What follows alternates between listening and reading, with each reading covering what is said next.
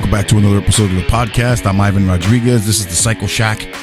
Thanks for joining us. It's Tuesday, October 15th, 2024. It is a cool, brisk October night. It's beautiful, beautiful sunset. The smell of leaves and fall are in the air. You can smell some fireplaces or fire pits burning out there in the distance. It's not freezing cold, but it's nice and crispy cold. The Cycleshack podcast at gmail.com. Send me pictures, questions, anything, show topics. And check us out on Facebook at the Cycleshack podcast or on Instagram, official Cycleshack podcast. Just wanted to jump on today to do a quick show topic. First off, special thanks to Spotify for putting us on the platform. We're available on Spotify, formerly Anchor.fm, and Apple Podcasts, and anywhere you listen to your favorite podcasts. I wanted to jump on and just do a quick show topic today. Something I was thinking of writing down some notes, jotting some stuff down. Winter hobbies. Now that you lock your bike up, right? You got, let's say, November 1st through, I want to say March 1st before you start touching the motorcycle again, right? We'll valiantly give it March 1st, although it's officially April, around April 1st. It's about 5 months. 5 months of not riding, unless you're the type that rides in the winter. There are some people, there are some influencers that do that. I'm not one of them. I don't know if I'm much of an influencer, but you know, a lot of big guys on YouTube that you see, they go around and they ride in the winter, but they have all this heated gear and all this bundled up stuff, and I get it. It's to protect you. But under normal riding circumstances, I normally don't ride in the winter, don't like to. It's not fun riding in the cold. You get older, your body doesn't really adapt to the cold well. It's not, you know the feeling. It's not a fun feeling when you go out and you freeze. Regardless of all the heated gear you can put on, there's always a time where you're going to be susceptible to those temperatures. And then once you lose the daylight, you can forget it. The temperature drops even more. So it's not really fun unless you're going to go for a local ride around town, which, you know, and occasionally I'll do. In the warmer winter months, by warmer, I mean we may get a nice 40, 45 degree day. I might jump on the bike, maybe. But what would you do in the winter to keep yourself busy? What winter hobbies are you into when you're not riding? The Cycleshack podcast at gmail.com. Throw it out there, or just jump on the Facebook page and get a random posting out and just throw it out there. Topic: winter hobbies. What do you do when you're not riding? I tell you what, when I'm not riding, here's a list of things that I do. Okay. Number one, first and foremost, when I'm not riding over the winter, I am researching what I'm going to do to my bike next.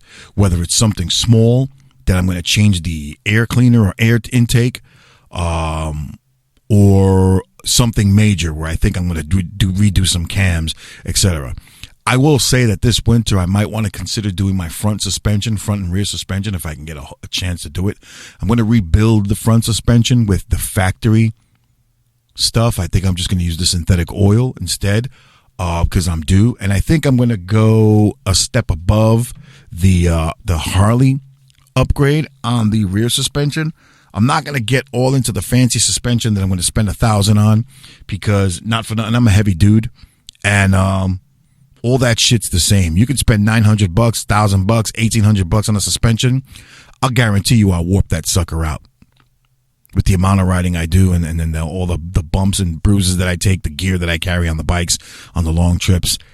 It's going to do the same thing as the Step Above brand, right? So I'm just going to go with the Step Above brand. It's easier on the pocket, and I will more or less get the same result.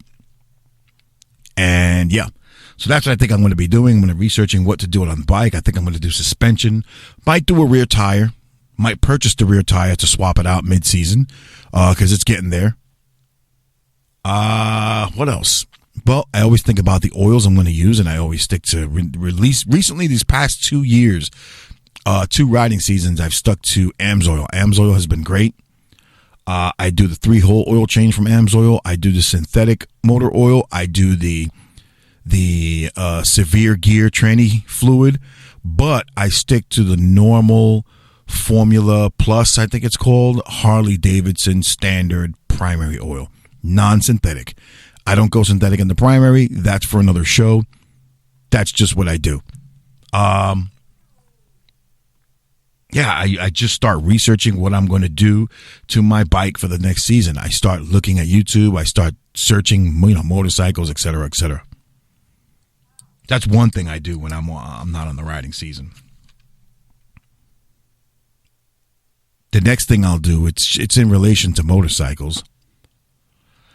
I'll drive around. I'll think about all the rides that I took this past season. I'll think of all the places I went to, and I will try to look for extended weekend getaway rides. I'll try to research them, and just quick day rides. I'll jump in the truck or the car on a nice sunny winter day, and I'll drive around. I'll plan a route, and I'll look at different areas that offer me a nice scenic route, and I kind of scout them out. I'll throw it up and map it up on Google Maps. I'll name it, and I'll kind of keep that in the archives for a ride to take. I mean, I'll go everywhere from the Catskills. I want to explore different areas up on the Catskills. Although I didn't, this upcoming year, I didn't do a Catskill ride because, it's kind of a little weird experience up there. Not going to get into it, but it kind of ruined it for me going up there this year. I did go on the bike just to scout it out with my wife on her bike as well. And yeah, we wound up doing something else. Wound up instead going for a little foliage ride up to Binghamton. From Binghamton, New York, we came down what's called Route 97 through Hawks Nest, which is about, I want to say 40 miles from up in Hancock, New York, all the way down south. Great ride, nice scenery. Was a long ride. It was kind of chilly towards the end, man. And I got to say, again, it's not fun riding in cool, brisk, crisp weather. The bike rides phenomenally. Harleys love the cool weather, and it performed like a champ, but I don't feel I was bundled up enough. I did have my leather on. I did have, what I needed, but I don't know. I needed to insulate myself a little bit better internally because I still felt a little chill. That's just me. As I get older, I'm feeling that way. But yeah, definitely scout out whatever ride you want to go to, what potential area you want to go to. I like drifting off into the state of Pennsylvania. I'm like 15 minutes from the Pennsylvania border. So any chance I get to ride into PA, I love it. It's great scenery, great roads. I like it. It's less traffic. I just like PA altogether. But yeah, that's the second thing I normally do, or I try to do, because I get, busy in the winter as well. I'll read or research anything in general, not just motorcycles. Home projects. I'll things that I want to get done, maybe in the upcoming season, non-related to motorcycles. I'll do some things work related. Some things in realms of other hobbies. Do a little research and exploring with that, which segues into this other part. Get home projects done. Indoor home projects that you're not going to do in the winter that keep you indoors, like some plumbing that you maybe wanted to do, some wall patching, painting that you wanted to do, painting, redoing a floor, etc. All that stuff is all indoor stuff that putting up some wall tiles, some ceramic tile and a backsplash in the kitchen, some LED lighting under your cabinets, all things like that, little cleanup here and there. All that stuff is things that you can, basically, it's your time to do. I mean, it's easier said than done, right? Because sometimes in the winter it's cold, you're tired, rough week of work, Saturday comes, you just want to relax. And it's hard, but that's the time to tackle it.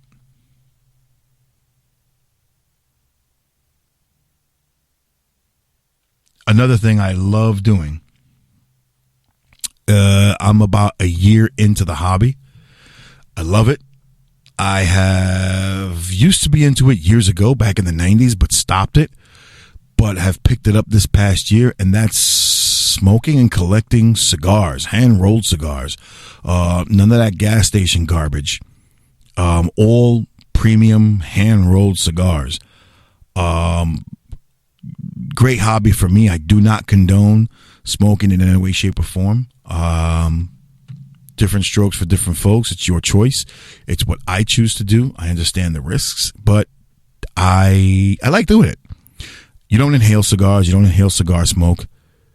Puff it into your mouth. Let it roll for a second or two and just blow it out and just savor the flavors. It's a hard hobby to describe, but you got to be into it, to know about it, and those that are into it will know what I mean.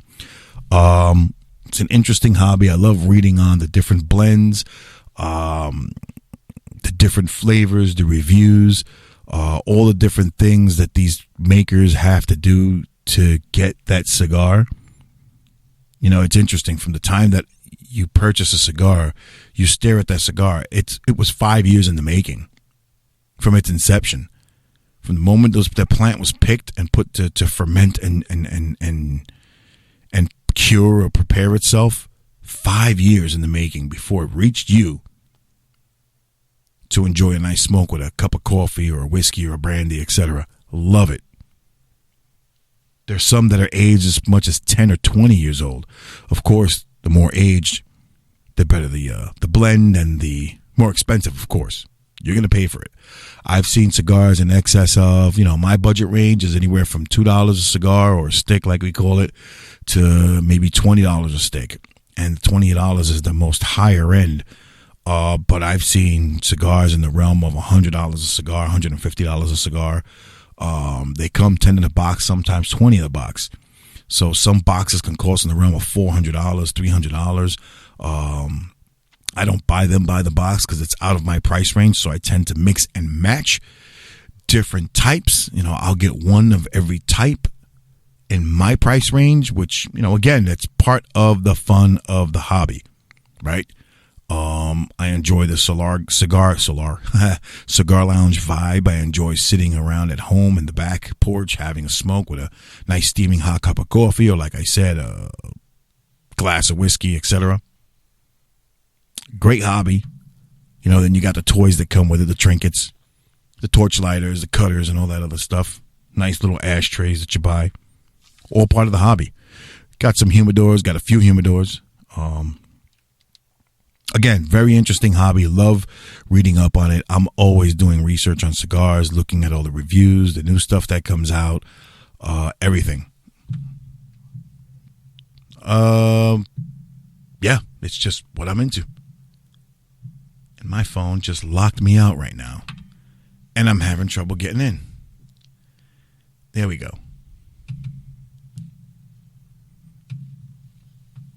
Another thing I do is I've been doing this since I was a kid. My father used to do it. He didn't really pass it on. It's just something that I knew he did. I got into it at my early teens. So I started doing it, and I've been almost doing it ever since. I've had equipment to do it, but I took a hiatus for about 15 years from it, and that's CB radio. People are probably listening to this and saying, what the fuck what is CB radio? What is that? It's an antiquated form of internet, if you want to believe it. It was radio waves, communicating over radio waves. A lot of truck drivers used to do it. I don't know about now. I see a lot of trucks that have CB antennas, but I don't see too many CB radios inside tractor trailers anymore. Yeah, it's a form of communication, man. It was really big in the late 60s, 70s. It was booming. 80s and 90s. 90s had a resurgence of it where everybody was what they call keying up, which everybody had a radio station and everybody had an antenna on their rooftop, and they were communicating and talking all over the place.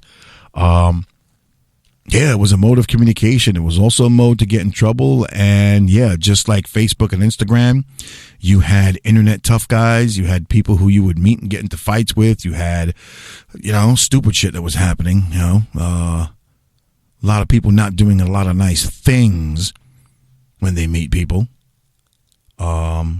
Similar to the stupidity you see on Facebook and Instagram. It's just an old form where you had airwaves and people were just communicating. Breaker 19, breaker 19.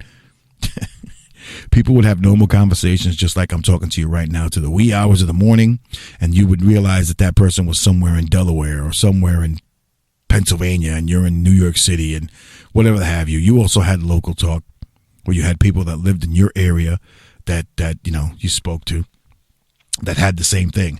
Like I said, it was pretty big in the 90s. Pretty big. You don't hear much going on there.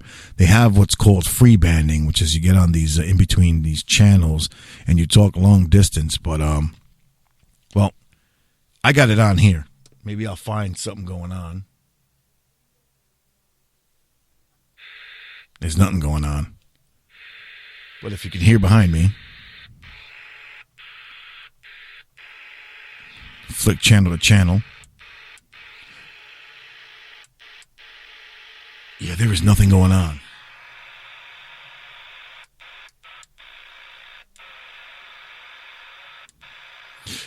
Certain channels, certain things. There's channel 9 is the emergency channel. Channel 19 is the trucker channel. There you go. There you go. Let's see if more people get on there and say something. This is called watergating. When you record CB radio recordings like this, they call it watergating.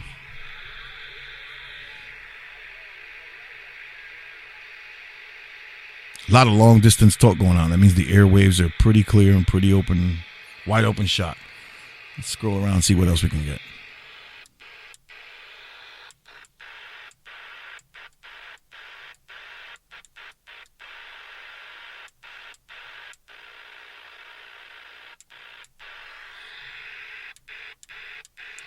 Pretty quiet out there. A lot of static.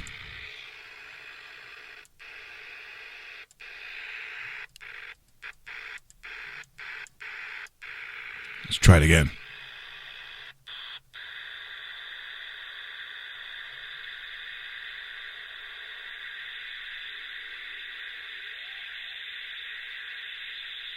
Not a whole lot going on. One more try. Here it is.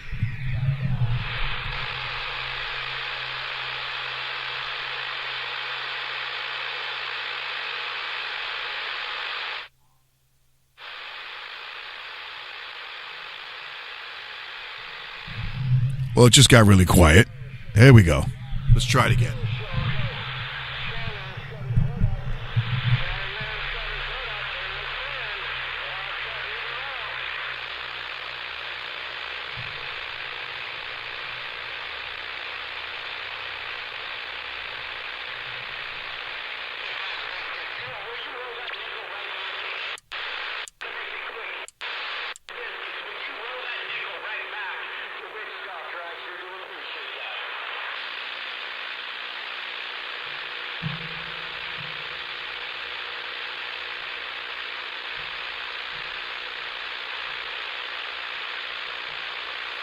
Well, that's it. I guess that's all we're going to get out of it. But hopefully you heard enough, and you're probably saying, what in the world? How do you get a thrill out of that? It's not so much that you get a thrill out of it. Again, it's one of those things where you got to be into the hobby to know what it's all about. So it's basically, you have a CB transistorized radio that transmits 4 watts of signal through a wire, which is called a coax, up to your rooftop or the top of your home. However many feet you have that antenna. There's an antenna that's about 17 feet long. It's probably mounted on a 20-foot pole, and you have that wire at the bottom of the antenna, and you're transmitting your radio, trying to reach and talk to the furthest station you can with whatever power you have, and you can buy power, add power to add power, okay?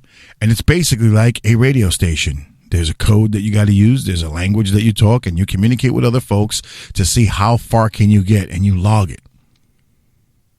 But in today's day and age, and I say today meaning, well, it wasn't so much you did it in the 70s and you did it in the 80s. In the 90s, when it was popular again, people used it for what they called local talking. So people on different neighborhoods, friends that knew each other personally, you had tons of people that knew each other in New York City, where I grew up, that used to talk on the CB radio, and they would live blocks away. They'd have an antenna on the roof, and you can talk and hear each other clear as day. I mean, again, there was no Nextels. At the time, there was no cellular phones. Cellular phones weren't a thing. There were pagers, right? But again, other than talking on a telephone, this was a mode of communication, and it was it wasn't everyone that had it, because it was a hobby. It was something that it was unique. Not a lot of people knew about it. Not a lot of people had it, but those that did were into it. And again, there were people who, again, would start problems, fights. There was gangs on it. You name it. Like everything else where people congregate, there's cliques, and there were always cliques. There's 40 channels, plus there was what they called free banding, which was extra channels where you modify your radio, you got extra channels. And there were groups of cliques that were on channels. There was a Channel 14 crew, and you had one band of misfits there. You had a Channel 3 crew, and you had another band of misfits there. You name it, it was on it. All types of people. You met nice people, you met not so nice people. Normally, the idea was to keep yourself as anonymous as possible. There were people that you would speak on that, and you would be the best of friends for years, but you would never, ever meet that person. And that's what kept it kind of fun. Again, it was a very interesting hobby. I've got a book here that I've made contacts with people, what they call skip talking, or DXing. I've got logs here of people. Usually people nowadays go by unit numbers. Unit 69 in Ontario, Canada. Another 69 in the Buckeye State. 43, Ohio. 000, Cincinnati, Ohio. And these are just names. These are, I believe it or not, these are stations' names. You know, mine's is, well, I'm not going to say what mine is. But anyway, I'm out there. I'm a number out of New York. And you just represent your state. Your unit numbers is your base station numbers and where you're from. Your sound signal can be anywhere from a 1 to a 30. A 1 being I hear you very faintly. A 30 is, wow, you sound like you're in my house. Those are called dBs. Hear you with a 1 dB, hear you with a 7 dB, which is pretty good. I hear you with a 30 dB. That means that person either had to have been real local to you, or they were running a lot of power if they were in another state and the conditions were correct. So basically, it was an ancient form of internet. That's what we call it. It was an ancient form of internet. If you've seen the movie Smokey and the Bandit, that's what Bandit used to use to communicate with Snowman. Same deal. Even seen it on the Dukes of Hazzard. But there you have it. All the things that I would do in the wintertime as a hobby to entertain myself, to take my mind off of riding motorcycles. Although, you know, when the season ends, like right now, it's not that goodbye, good riddance. That's not the feeling. I've had my fill of riding, especially in the last recent weeks. So I've had enough to keep me satisfied. And if I put the bike away, I'll be jonesing to ride in another 2 weeks. In another 2 weeks, I'll be, oh, man, I wish I could ride, but it's 20 degrees out. You know, that's just the way it is. You know, a month into it, I will have cabin fever. Cabin fever. I said cabin fever. Cabin fever is the correct term. Get it together, Ivan. So send it to me. The list of things that you do for winter hobbies, or what do you do to keep yourself, aside from family time and aside from working, what else do you do for a hobby to keep yourself entertained over the winter months when you cannot ride your motorcycle? If you don't ride your motorcycle, and I mean if you're in a winter climate. If you're in Florida, well, hey, you're riding all year round if you're in the southern states. But in the Northeast and in the northern states, after November 1st, it's pretty much a bust. The Cycleshack Podcast at gmail.com. You can email me on Facebook. You can check me out at the Cycleshack Podcast or on Instagram, official Cycleshack Podcast. My name's Ivan Rodriguez. I appreciate you listening. Hit like and subscribe on YouTube if you're listening to this on YouTube. I appreciate you listening. Talk to you soon. Keep them 2 wheels down. Be safe. Thank you.